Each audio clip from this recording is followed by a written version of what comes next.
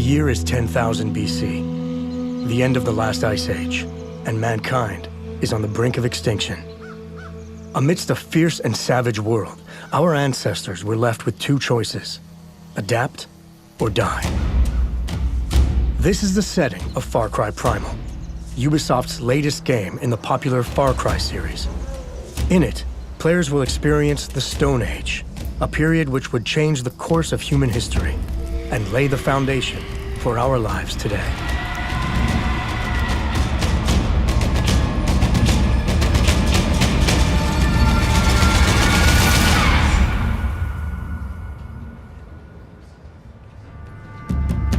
We wanted to build a pure Far Cry, the original Far Cry.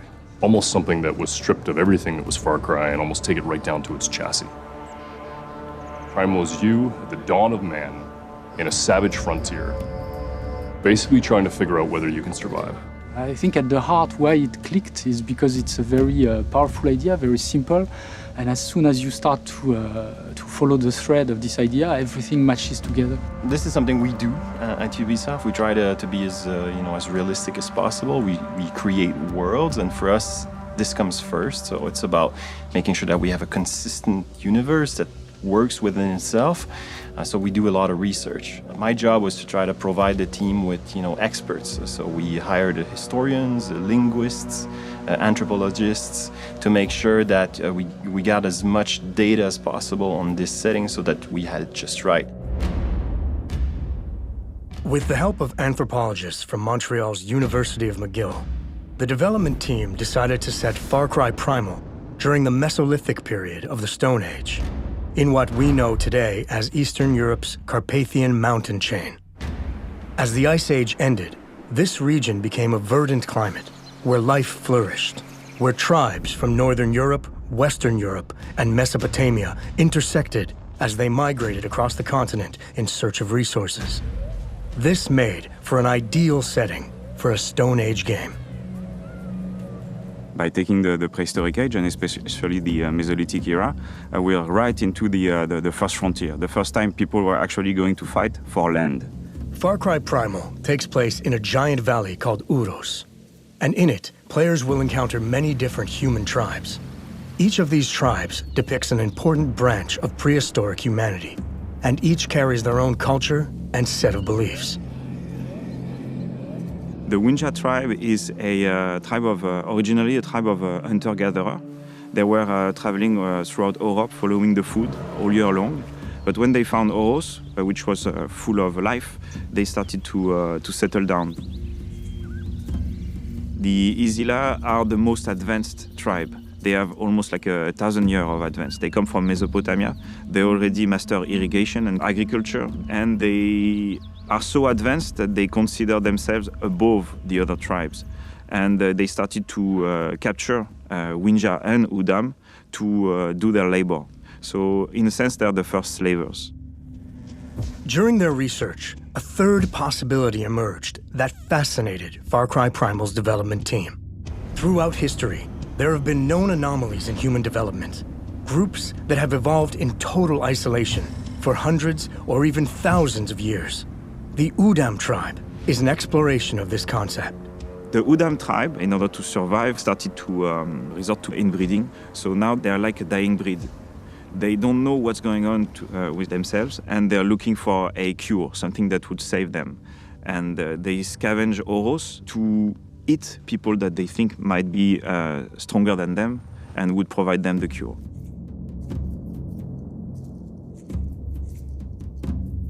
Far Cry games are about exotic location, places with weird characters, but also about authenticity. And the language is really essential. We wanted the characters to speak something that could have been spoken at the time, so we turned to experts that we found to help us recreate a language that has been dead for 12,000 years.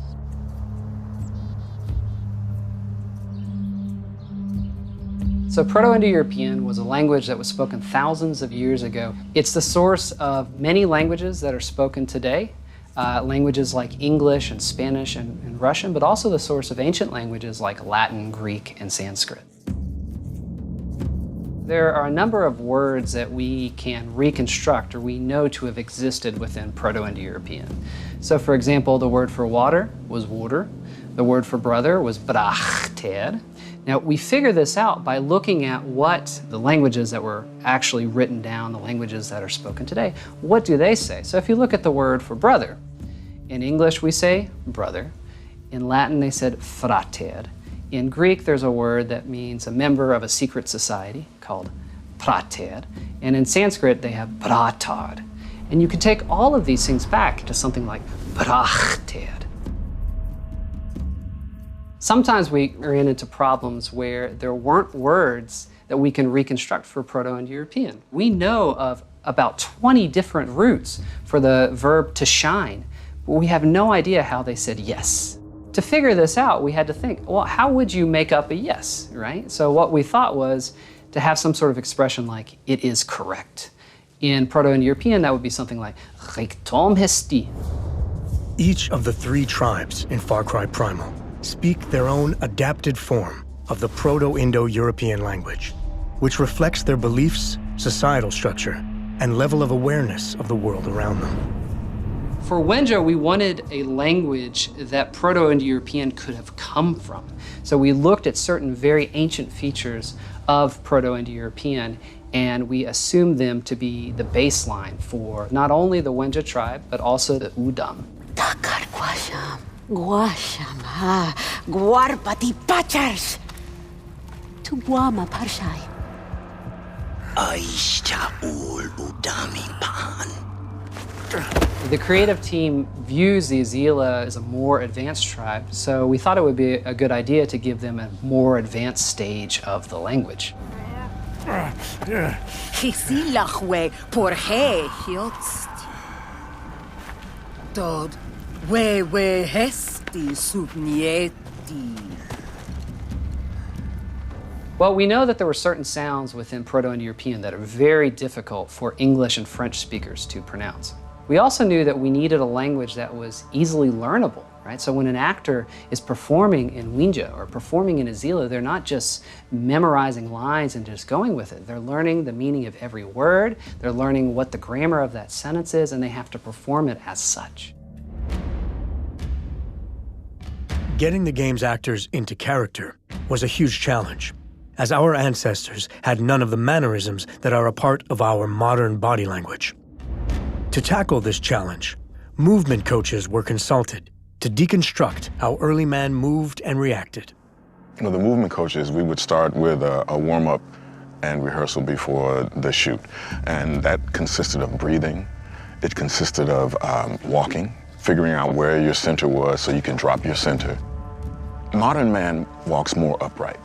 So we had to learn how to drop our center of gravity. We had to learn how to not do things that we normally do, like point at people and, you know, just gestures you don't even think about. I convinced Footy, the director, I was like, please, please, please, can I do an immersion language class with the actors? Because I wanted them to really feel like they were speaking this, that they were living this experience. The first day, I came in and the actors didn't really know what they were gonna do. They thought we were gonna do some grammar or something like that. And I did a full immersion lesson.